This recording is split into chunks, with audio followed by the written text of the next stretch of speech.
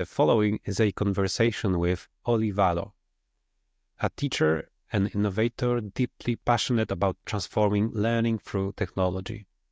He is the co-founder of Education Alliance Finland and currently serves as the head of partnerships and growth at Freed. We discuss the technology in education, not just AI, the teaching crisis, especially in developing countries, and Olli's perspective on the future of global education. I invite you to watch this episode. Hi, Olli. I'm glad that you found some time, and I want to start with your conference back in 2017. It's more than 17 years ago already. It was a conference in Gdańsk, busy, and you've been giving a talk about the current state of education. And can you tell us what has changed since this talk, maybe both in your professional life and the broad education space? Yeah, well, thanks for the invitation. Great to be here. I was watching the recording of the speech maybe for the first time. I think it's prehistory already, isn't it? yeah. I have the notion that it aged well. Yeah, I don't know. Hard to judge that, but at least my hair was much thicker and longer when I was giving the speech. Well, professionally, of course, many things have changed, like career-wise, changed. I was working at Education Alliance Finland. Back then, we were calling, the brand name was Kokoa, which later on we changed into Education Alliance Finland for certain reasons. And then I switched working from Education Alliance Finland, like working full-time for EAF. I switched to working as a consultant for the Asian Development Bank at 2022, doing a little bit the same work than what I was doing with the EAF. So with the Asian Development Bank, we were developing a quality framework for EdTech solutions. And during that project, I got asked to join education technology startup called Freed. And then when the project was going towards the end with the ADB, I made a decision that okay, I'm not returning back to work as a CEO for the Education Alliance Finland, but I rather start a new path in my career, and I joined Freed, which is a Finnish education technology startup. And of course, big changes. Yeah.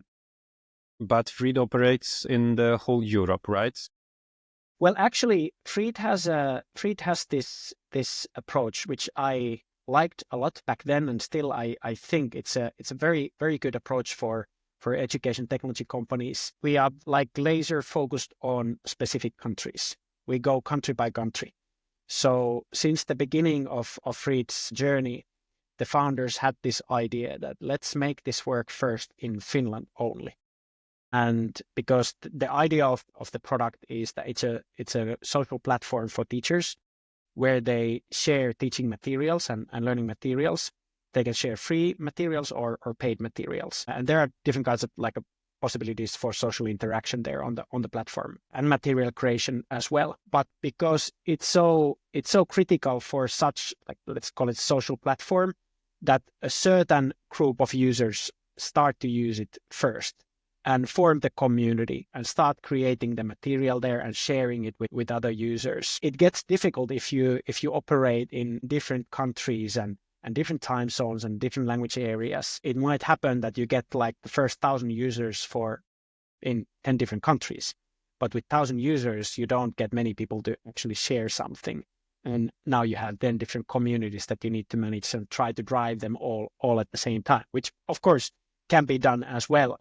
But I think it's maybe a bit more efficient if you focus on specific country, hold the community there, try to get the users to share material, and then the snowball starts rolling.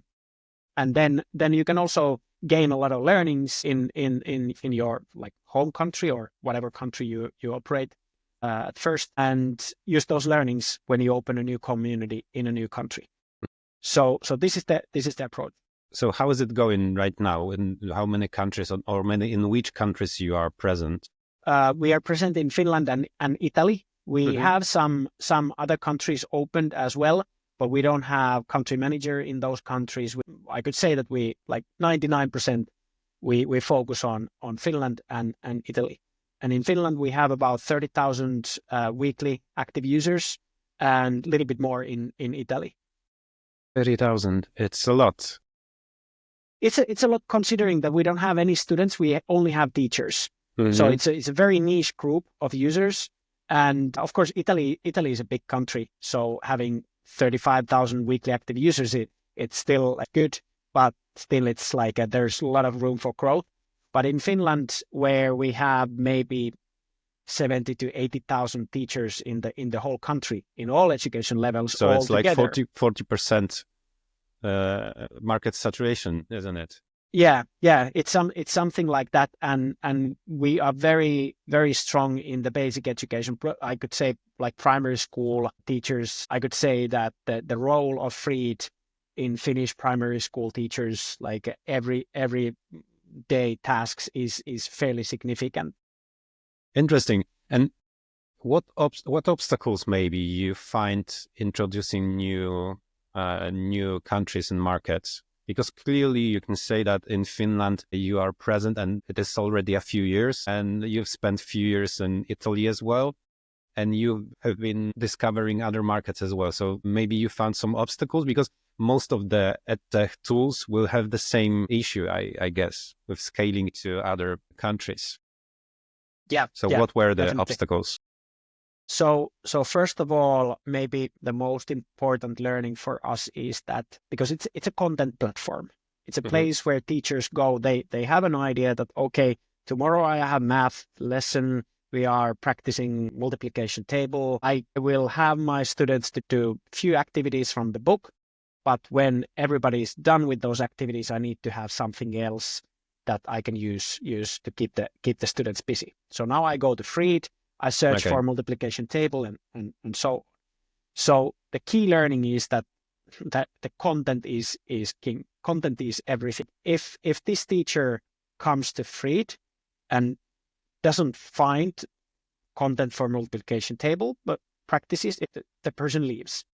If he or she finds something, but is unsure if this is good or not, if this is relevant for me or not, they leave. They go somewhere else. If they find like 1,000 different exercises for multiplication table practices, and it's hard to say that, okay, which is relevant for me, which is not relevant for me, they leave. They leave, exactly. So the main challenge when even with existing communities and when starting new community is, first of all, get good quality content there. If we only get content, but some is crappy, some is good, something is something in between, it's not good. We need to get good quality content. And then once we have good quality content, it's always subjective. Some piece of content might be great for you, but really bad for me. So we need to build the platform in a way that you find the content that suits best for your needs very easily and very fast. And I find the content that suits best for my students very easy and very fast. And with like tens of thousands of materials, it gets complex. How do we make right kind of suggestions for you? How do we present the content in a form that if you want to practice something specific, you find it easy and fast? Those are when we succeed with that, getting good quality content and make it easily discoverable for people with variety of needs, then we are successful. But of course, plenty of obstacles in the way, and starting a new community, we start from point zero. We don't have any content. We can, of course, translate something from Finland and Italy to like if we would go to France, we could translate something, but I guess it's keep not relevant. Yeah, not only about the translation or the language, but the context of the culture of different schooling materials. Exactly, it needs to align with the local curriculum. If it doesn't align with the local curriculum, it's like you don't do much with that kind of. So it sounds like a high bar to enter a new market for such tool, because to create that much of a content and the quality content, it's not an easy thing. Yeah, I could say that I wasn't part of the Freed's team when Freed was launched in Italy, but all those learnings that were gained through launching in Italy are really, really valuable. And I could say that the playbook for opening a new country community, that the playbook that we have is really good. But still, with the great playbook, how to do it, what is most challenging is that how do we can drive people to the platform, and we can even drive people to create content in the platform. We know how to do that, but how to guide them to make good quality content or great quality content. Yeah, okay, I get it. That's the real challenge. And how about generative AI?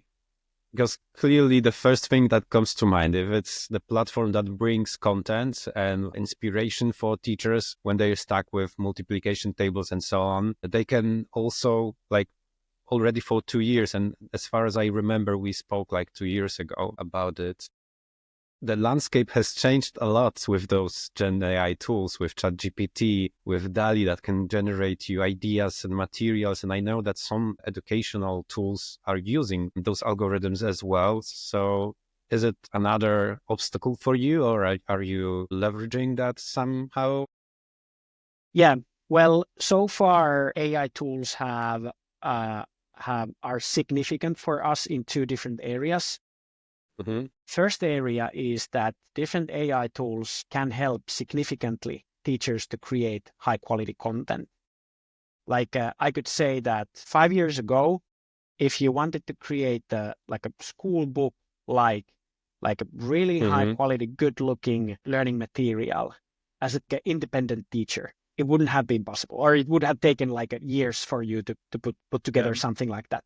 Now with AI tools, there are some teachers who use those really well, and who also have a visual design eye for visual design, and of course with Canva, for example, creating learning materials is much easier nowadays. Canva is also utilizing AI to improve the designs and so on. So now I see, if we get a new paid material that costs 20 euros, and it's for example, a book for ethics education or worldview education, I can take a look at that, and all the images, they are look really good.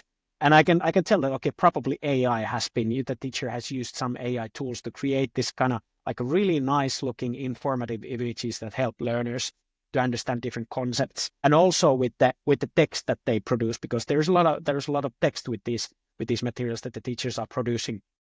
For sure, AI is a great help when producing learning content, when the teachers are doing that.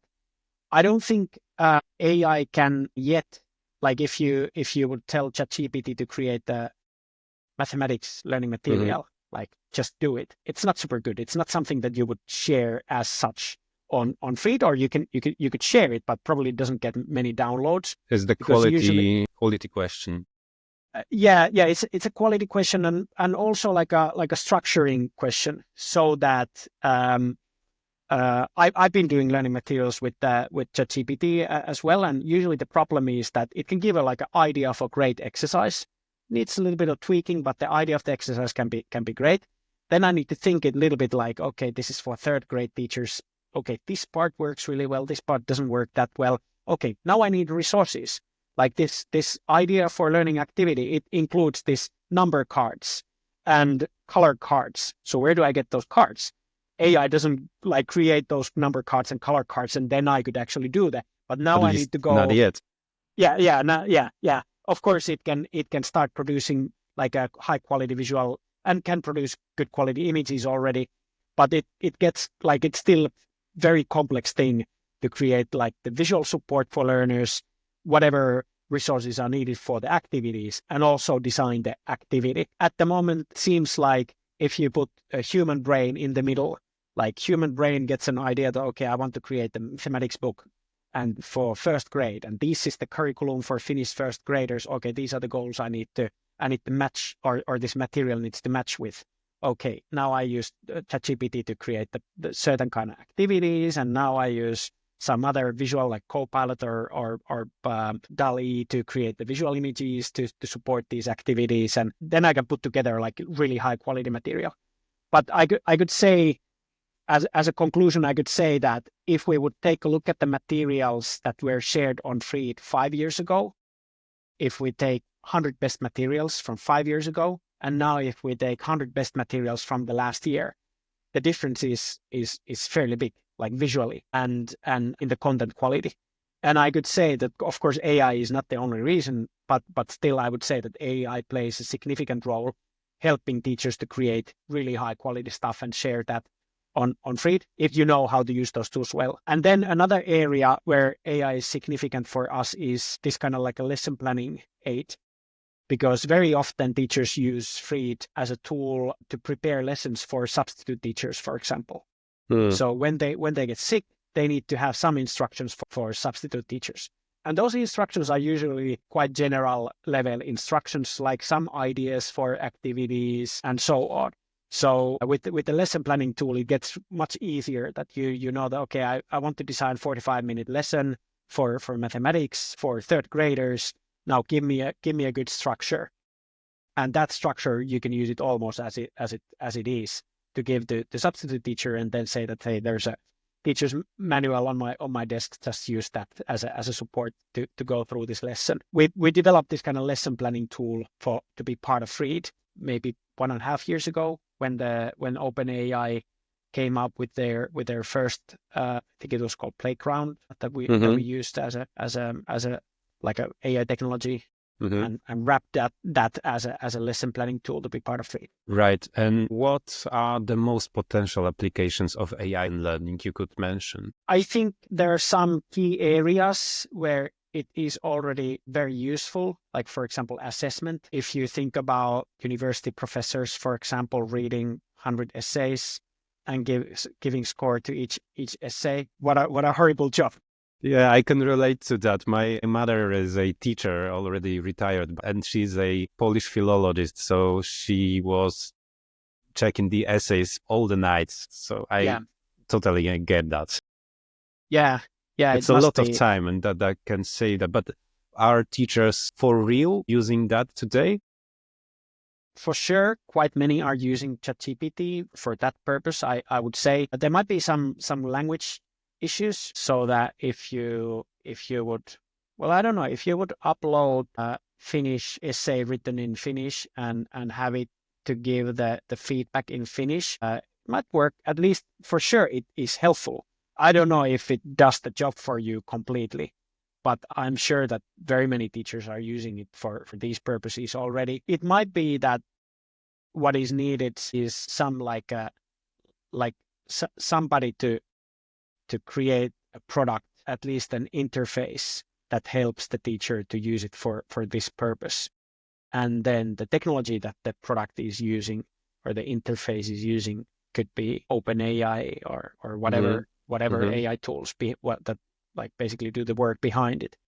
But the interface might make it much easier for teachers to actually adopt such tool in their everyday use. Naturally, yeah, please go ahead. And maybe what other applications could be of help? Maybe something not, sorry for putting like that, but not obvious, because this is one of the first things that comes to mind. The assessment, maybe generating some tests. What can you see? Because you have the unique perspective. You have experience teaching. You are a musician. I wouldn't sort of.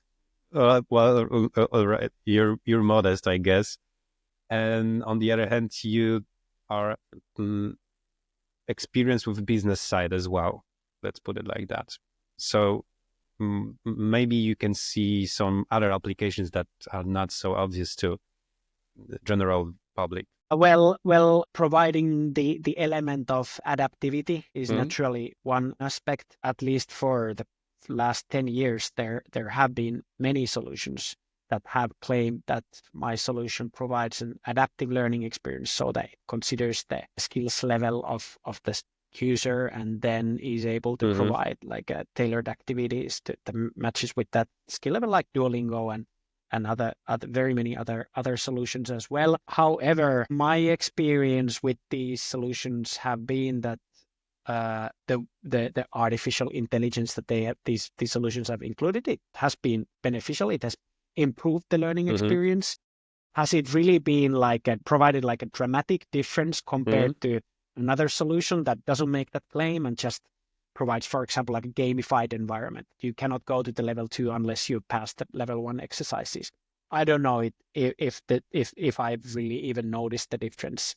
Like if I've tested these solutions. You have theory. Why don't you see such difference? Because when you think about those, general intelligence that will come in a near future, as some claims, if you think about the possibilities that those tools should have, and yet it's a little bit underwhelming. So do you maybe have a theory? Why is that?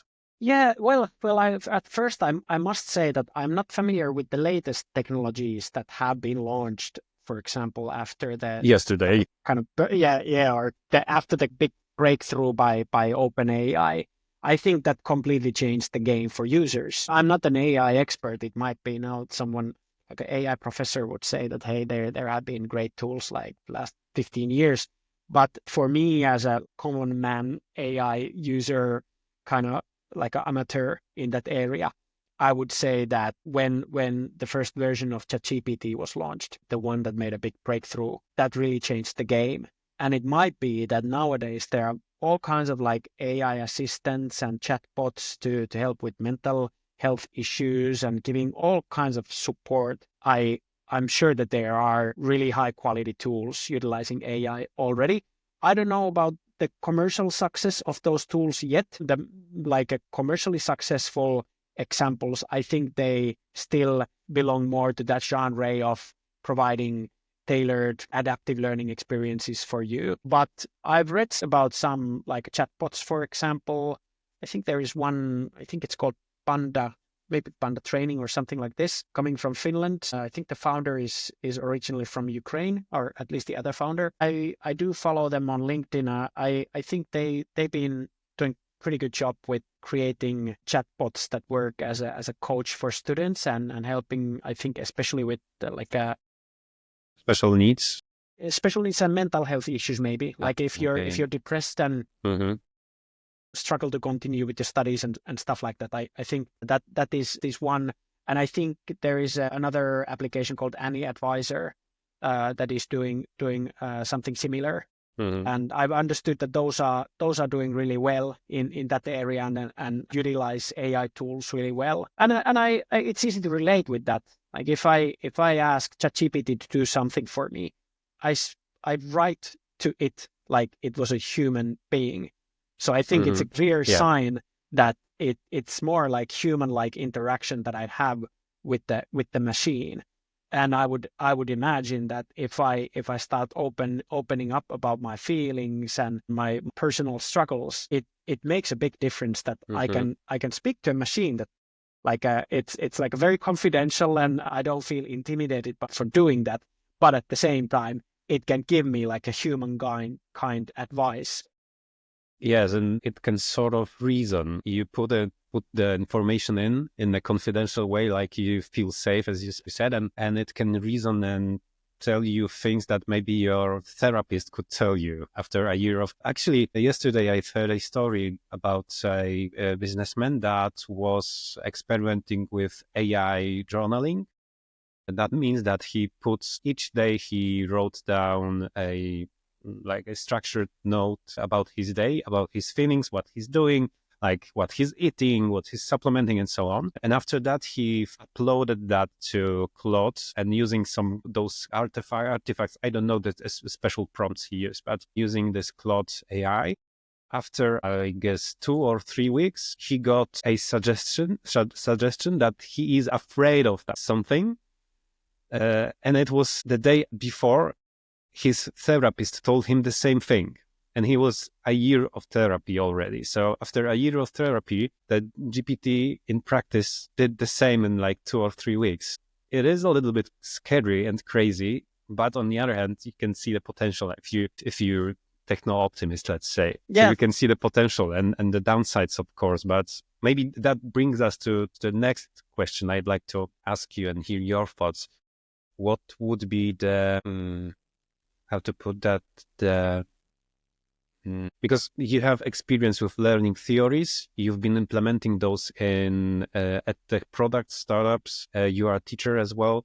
So how to do it responsibly? That's the question. How to implement artificial intelligence responsibly into those tools? Yeah, yeah, it's a good question, and I think that this is still so new area for us, or at least in very many areas like mental health issues and using AI as a sort of as a therapist.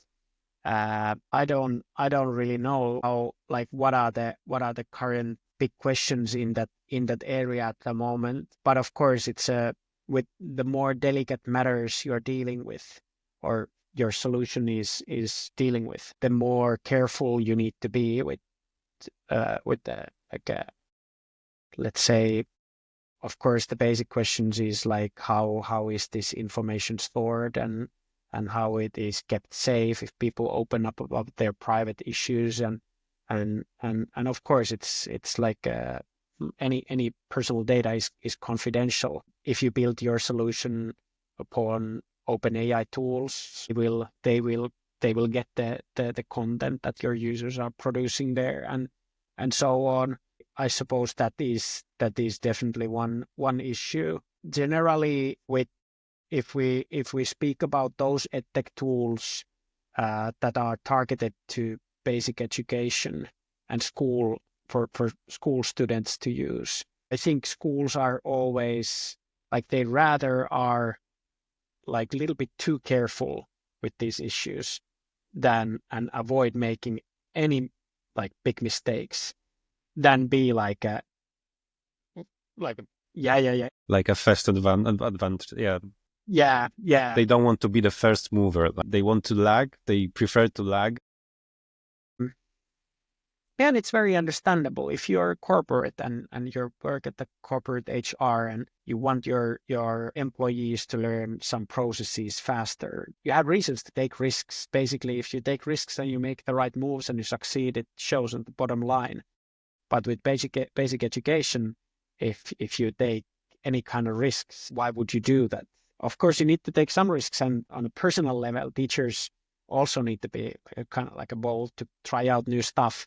But at the same time, you have very big responsibility, and if you do fail, and there's something goes wrong with data privacy, for example, it's a disaster, and you don't want to take such risks. But I would see that that's probably one of the first questions. Like, if I would develop some sort of like a therapist chatbot and offer it to schools, for sure, if I speak to the school district decision maker, they will probably ask it as a first question that, okay, how do you make sure that this is safe? And that's important. Maybe with other topics, like if you have a mathematics or math or literacy platform, it is not as delicate. Of course, if you store any user data, you need to take care that it's stored safely, and maybe as a like a entrepreneur, you might want to protect your own business by somehow making sure that whatever math activities I've developed on my mathematics platform, and if I somehow integrate like a AI tools to be part of it, and those AI tools come from different companies, like, how do I protect my business so that, like, Mm-hmm. yeah, but those are the things that come to my mind first. It's interesting that you said that businesses do have the motivation to innovate, to risk, and yet schools don't. And it raises a question why they don't. Because if money is a motivation for business, clearly, all the revenue or efficacy and so on, why at schools it doesn't work like that. I know that it's not about the money, but it's about the future generations, our knowledge, the innovation that is growing in those young people. So why don't we take the risk? I don't understand that. Clearly, that's, if our education system is not taking risks, then what kind of people are we growing? Yeah. Well, In a way, I would say it feels quite obvious for me. Of course, there are if we take it to the like a concrete grassroots level, if I'm working as a teacher and if I bring some new AI tools to my classroom and have my students learn much better than they used to, what kind of like a reward I get? Of course, I can feel happy about it, but Satisfaction and yeah. Of course, it's always a bit abstract thing to understand, even that did they now learn better or it's how not to compare, what to as compare to. yeah. So that's one thing as like what is the reward if I take Hmm. risks? That's a bit like a bit abstract. But then again, if I fail with those tools, like let's say I bring AI tools and somehow the personal information of my students are being leaked, and now a local newspaper writes a story about our school that we risk that the data, like we didn't follow the data protection legislation, and I probably get fired as a teacher. Yeah, or suit, because you have the legal responsibility as well. So get why people don't take risks, and I don't blame teachers. I don't think people are here to blame. I guess more the system that is trying to compare everyone at the same level, and somehow I understand that it's necessary. But on the other hand, Yeah, but I think this is it's a good question, and it concerns, I think, the use of technology in general in education. yeah, it's not only about AI, of course. It's about Yeah, and I think that when I was working for the Education Alliance Finland, we were evaluating applications.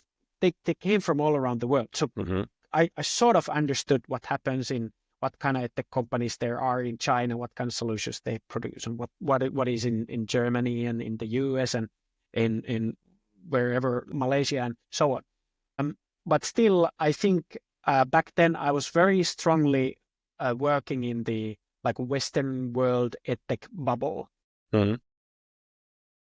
For example, in Finland, the students are, we could still say, like, I think the learning outcomes have been dropping a bit, and we don't score as high anymore in the PISA tests Mhm. as we used to. But still, it's quite like it's quite questionable. Like, is it really relevant?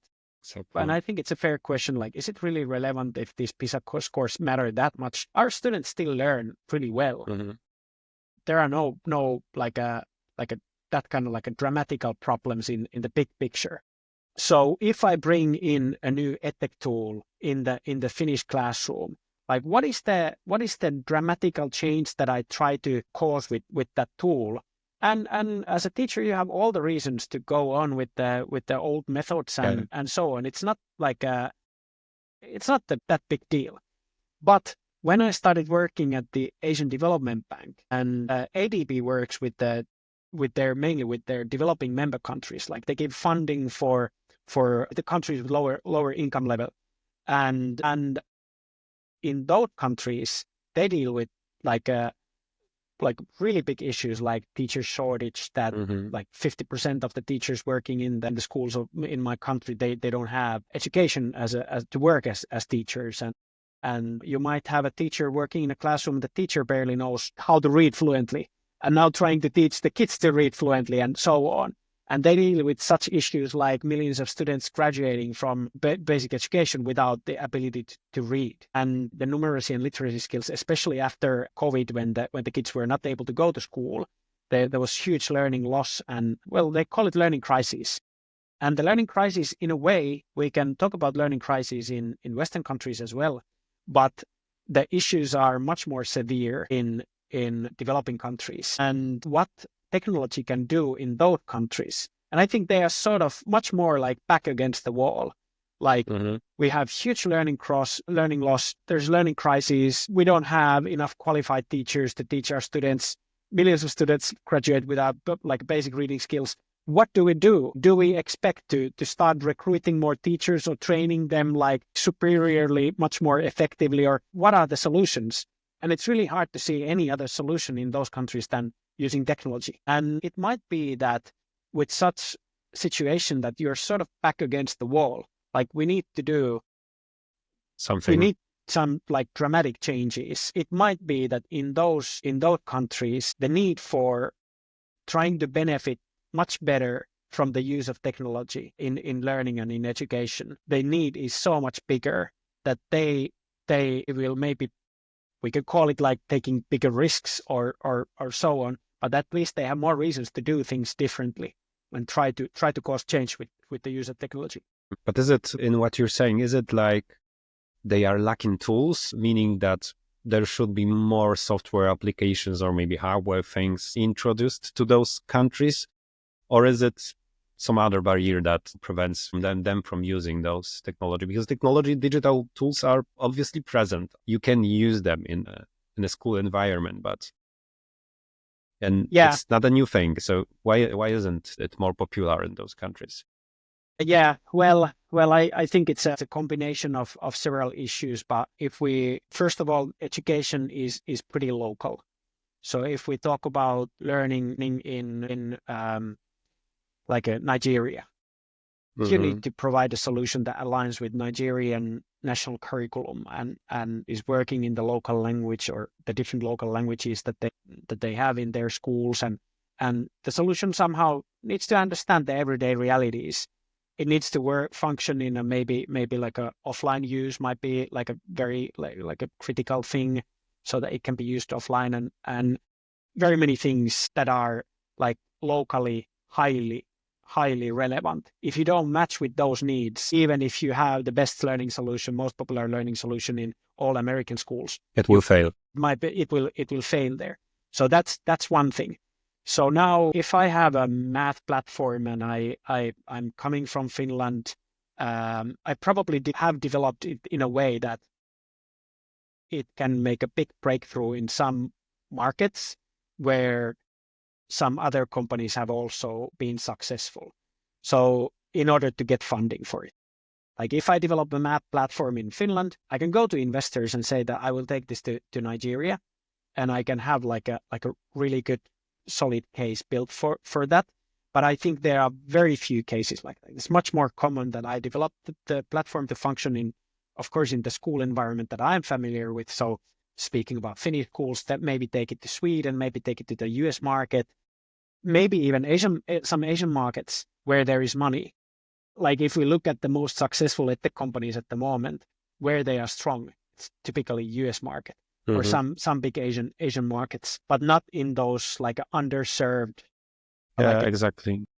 With a lower, not as high quality tech infrastructure, it's more difficult to implement EdTech solution in schools where they don't have Wi-Fi, or like it's much more difficult. You set the bar really high in making a breakthrough in a market like that. How do you sell that, pitch that case to investors in order for you to have the money to develop the solution and so on?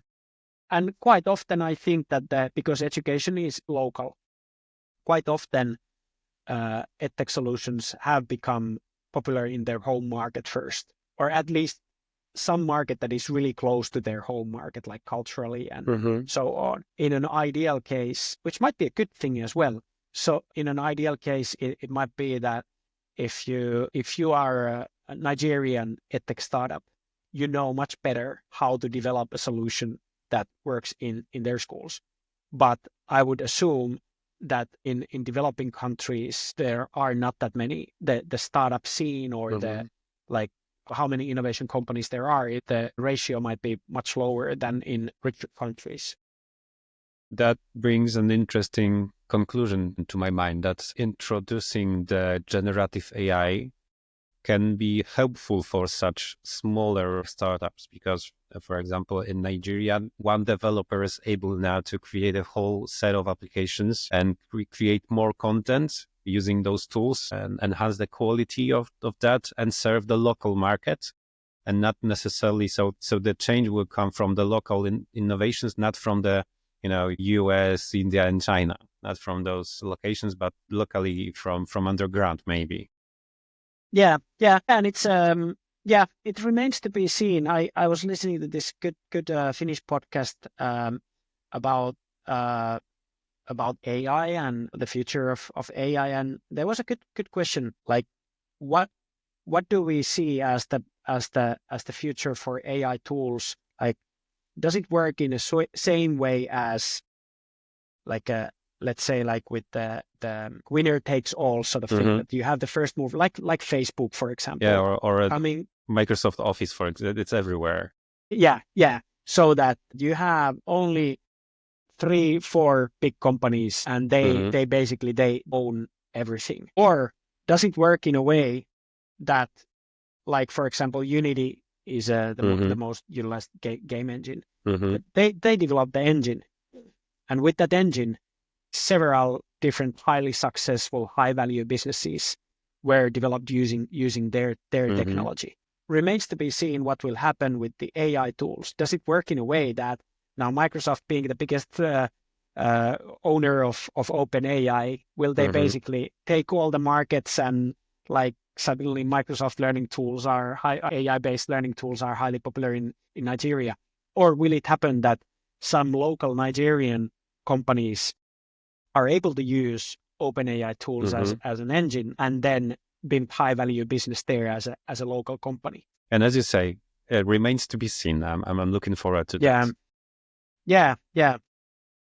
And maybe, like, to wrap this conversation up a bit, what are the best things awaiting for education looking forward from your perspective? What are you looking to? Yeah, well, I got pretty excited about this initiative by UNICEF.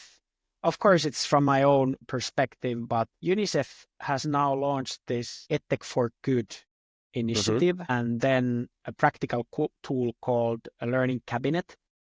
And I did get pretty excited about that, because I think, of course, like throughout my whole career, my vision has been to help the best solutions to reach students, get the best learning tools out there, and get them implemented in classrooms to improve learning. That has been like my guiding star.